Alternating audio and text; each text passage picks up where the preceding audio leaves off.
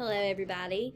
This video is going to cover general and specific evidence in your body paragraphs. So,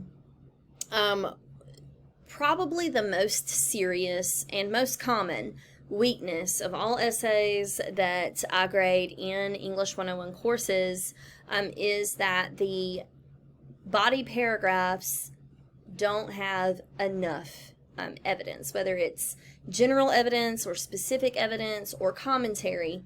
There's just not enough in the body paragraphs. That's probably the biggest weakness that I see. So what I want you to do is look in your handouts packet and turn to page 13 in your handouts packet. And what we're going to do here is we're going to look at a couple of different examples. Details are kind of like information that we find in a movie script. In a movie script, they provide us with like a picture that is so clear that we can make a video out of them. So what I want to do is look at a couple of examples of paragraphs and just discuss the difference in the detail in each of these examples.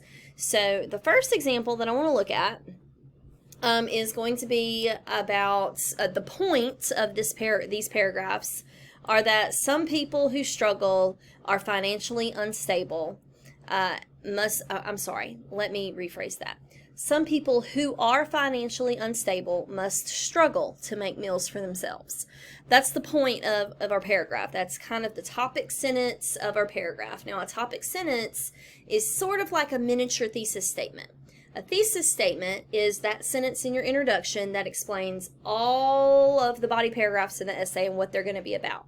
A topic sentence is the first sentence of a body paragraph, and that topic sentence is going to explain what that one paragraph is about. So it's kind of like a miniature thesis. So our topic sentence for these paragraphs would be, some people who are financially unstable must struggle to make meals for themselves. So we have two different versions of this paragraph here. So version A says they gather up whatever free food items they can find in fast food restaurants and take them home to use however they can. Instead of planning well-balanced meals, they base their diet on anything they can buy that is cheap and filling. Okay, that's decent. It's decent, but do we have a clear picture in our head about what this looks like in reality? We could probably add a little more detail here to make it a little more clear. So this turns into letter B. Some add hot water to the free packets of ketchup they get at McDonald's to make tomato soup. Others buy cans of cheap dog food and fry it like hamburger. Okay, so those are very specific details.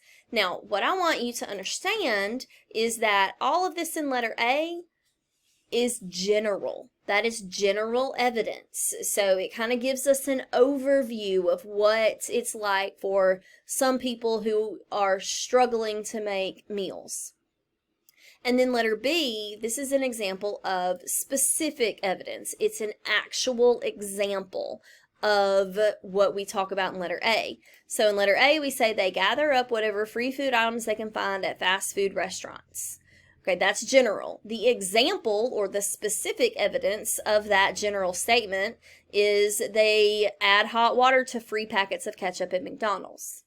Now, I show you both of these because both of these are important in body paragraphs. You need a topic sentence, you need general evidence to kind of set the paragraph up, and then you need specific evidence to provide your proof in your paragraph.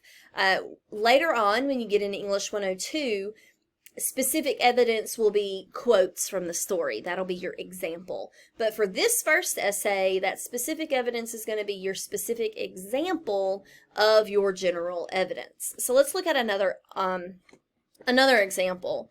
We have our point or our topic sentence is, our new kitten causes us lots of trouble. Okay, so we have two letters here. Letter A says, he has shredded the curtains in my bedroom with his claws. He nearly drowned when he crawled into the washing machine. Also, my hands look like raw hamburger from his playful bites and scratches. And then letter B says, it seems he destroys everything he touches. He always is getting into places he doesn't belong. Sometimes he plays too roughly, and that can be painful. So which one of these is general and which one of these is specific? Well, letter B is the general proof. So in a paragraph, letter B, the words in letter B, that would come first. And then letter A is much more specific. So letter B says he destroys everything he touches. For example, he shreds the curtains in the bedroom. Letter B says he's always getting into places he doesn't belong.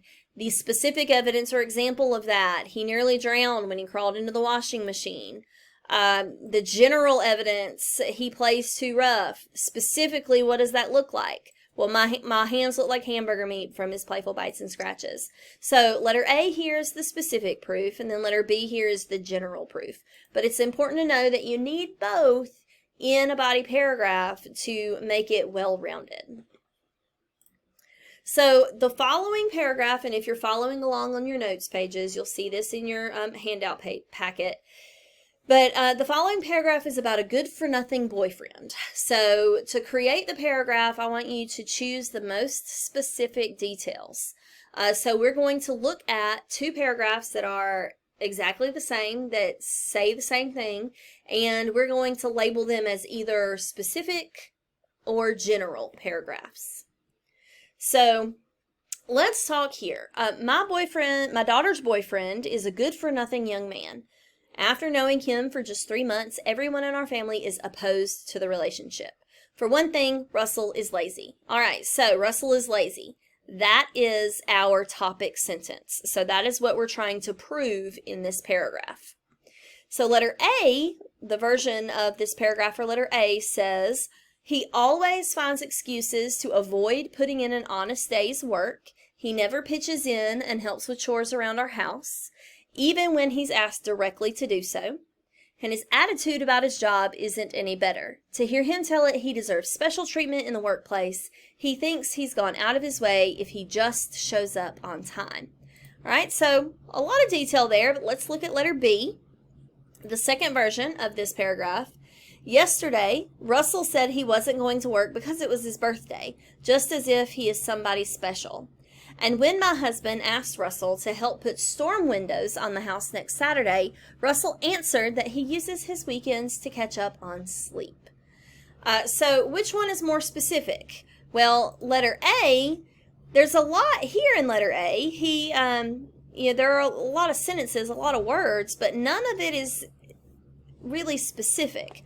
So letter B would be the preferable paragraph here because it is a more specific paragraph. We specifically know why he's not going to work. We specifically know which chore he was asked to complete when he refused.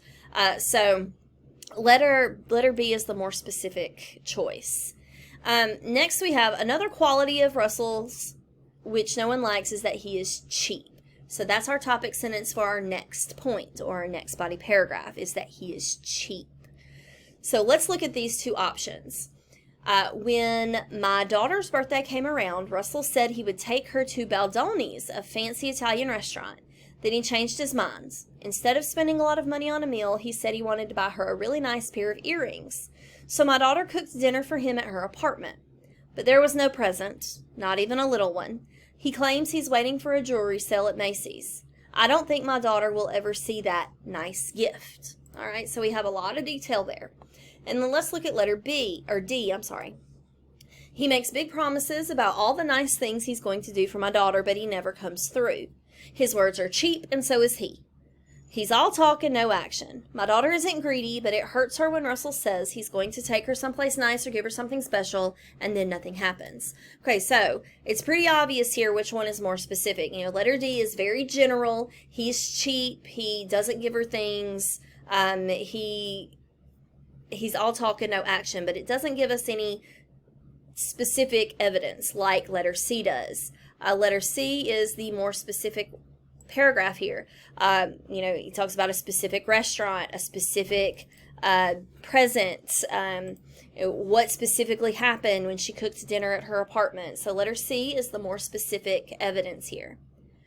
And then last we have, worst of all, Russell is mean. So we are looking at evidence that Russell is mean because that's our topic sentence.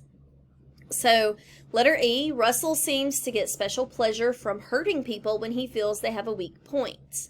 I've heard him make remarks that to him were just funny, but they were really insensitive.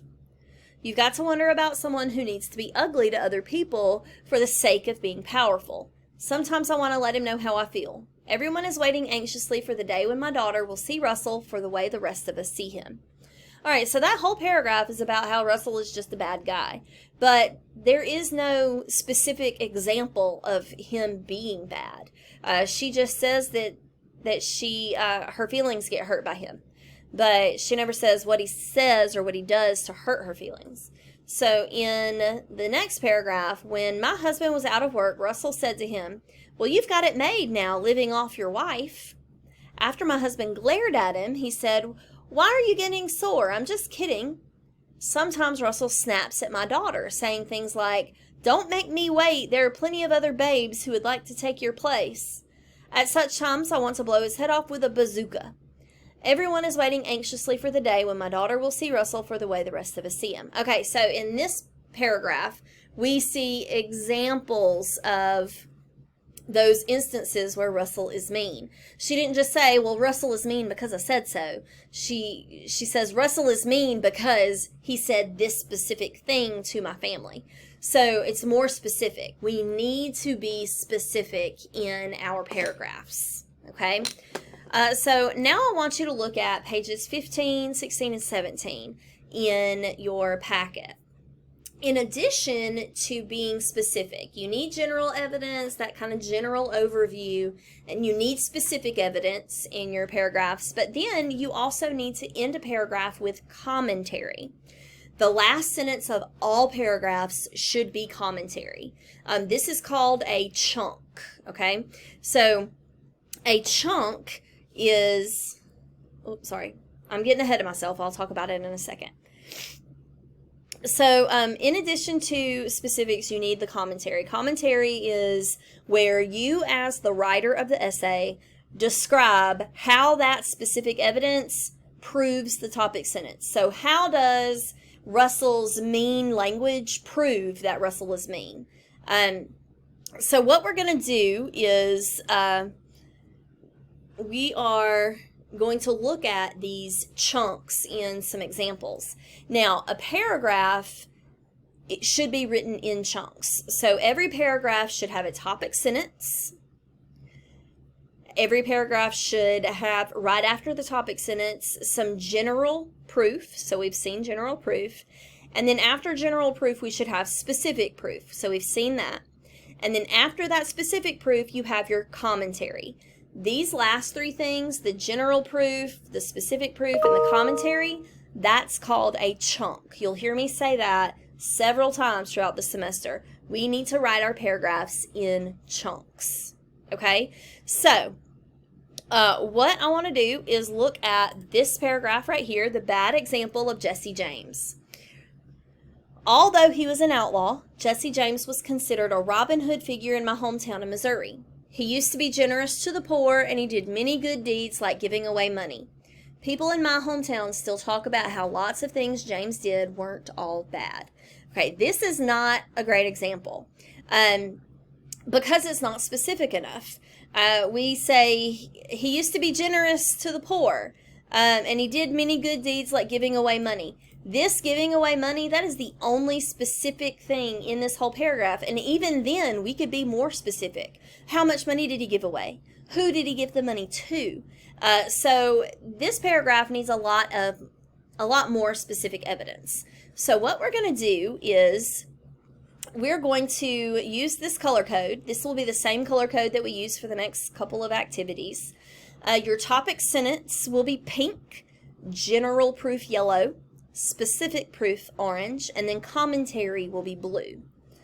So let's look at a better example of that Jesse James paragraph. So it looks like this. So although he was an outlaw, Jesse James was considered a Robin Hood figure in my hometown in Missouri. All right, so we can go ahead and highlight that because that is our topic sentence, okay?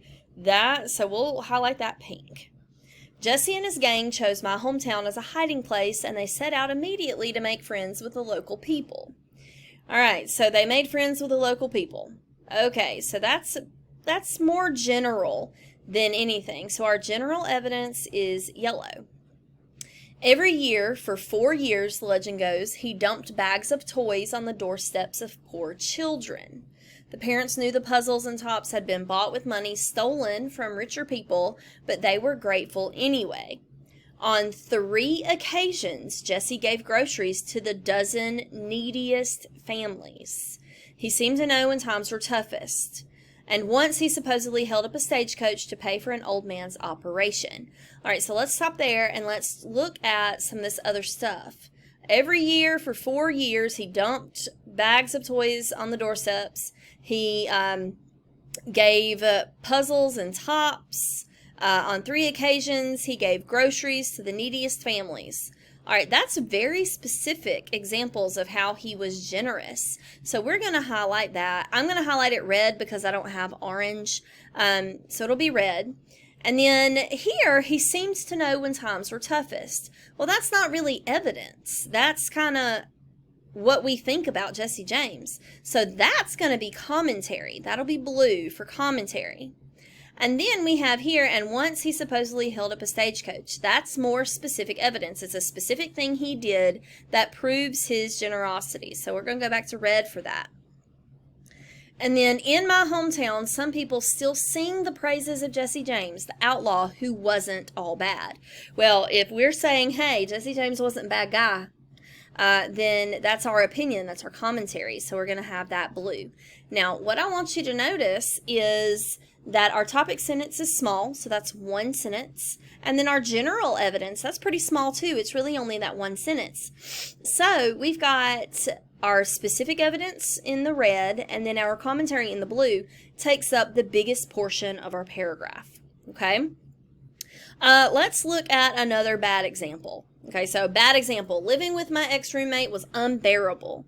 First, she thought everything she owned was the best. Second, she possessed numerous filthy habits. And finally, she constantly exhibited immature behavior.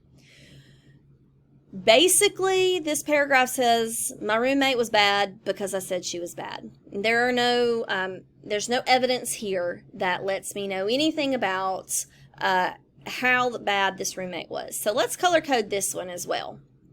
Okay, so we have living with my ex-roommate was unbearable. All right, well, that's a topic sentence. So we're going to label that pink because that's our topic.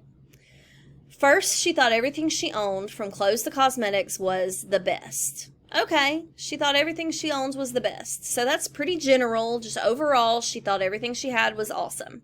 So we're going to label that yellow for general proof. If someone complimented my pants, she'd point out that her designer jeans looked better and would last longer because they were made of better material. If she borrowed my shampoo, she'd let me know that it didn't get her hair clean and shiny as hers did. My hand cream wasn't as smooth, my suntan lotion wasn't as protective, not even my wire clothes hangers were as good as her padded ones. That's a list of pretty specific things about this roommate. So specifically, she talked about clothes hangers and jeans and shampoo. So that's specific evidence. We're going to color that red. And then here we have, but despite her pickiness about products, she had numerous filthy habits. Okay, so she was gross, but not specific enough. So that's still general information. So we're going to label that yellow. She had numerous filthy habits. Now we need specific information about why she was filthy. Her dirty dishes remained in the sink for ages. Before she got the incentive to wash them. Piles of the best brand of tissues were regularly discarded from her upper bunk and strewn about the floor. Her desk and closets overflowed with heaps of dirty clothes, books, cosmetics, and whatever else she owned, and she rarely brushed her teeth. Ew. And when she did brush, she left oozes of toothpaste on the sink. Okay, that's pretty specific evidence about someone being filthy. So we're back to red with specific evidence. And then we have, finally, she constantly acted immaturely. by throwing tantrums when things didn't go her way. All right, so we're back to general evidence again. It's very general. She threw tantrums when things didn't go her way. Okay, well, specifically, what did she do? What did this tantrum look like? Well, we have an example. A poor grade on an exam paper, for example, meant books, shoes, or other small objects within her reach would hit the wall flying. That's a specific example. So we're going to go with red there. And then our last sentence says, living with such a person taught me some valuable lessons about how not to be a good roommate. So that is kind of what we learned from all of this specific evidence. So that's going to be commentary, and it's blue. Remember, commentary should always be at the end of a body paragraph. Now, what I want you to notice with this particular paragraph is that our general evidence is separated. We don't have all yellow first and then all red in the middle. We have general evidence and then specific evidence to back it up, then more general evidence, then specific evidence to back that up, right? Excuse me. So your general evidence can be scattered throughout as long as specific evidence follows it. All right, there are a couple of more slides in this presentation, but we're not going to go over them because it's basically a repetition of the same things that I've been talking about. So, excuse me. If you have any questions, please email me. Thanks.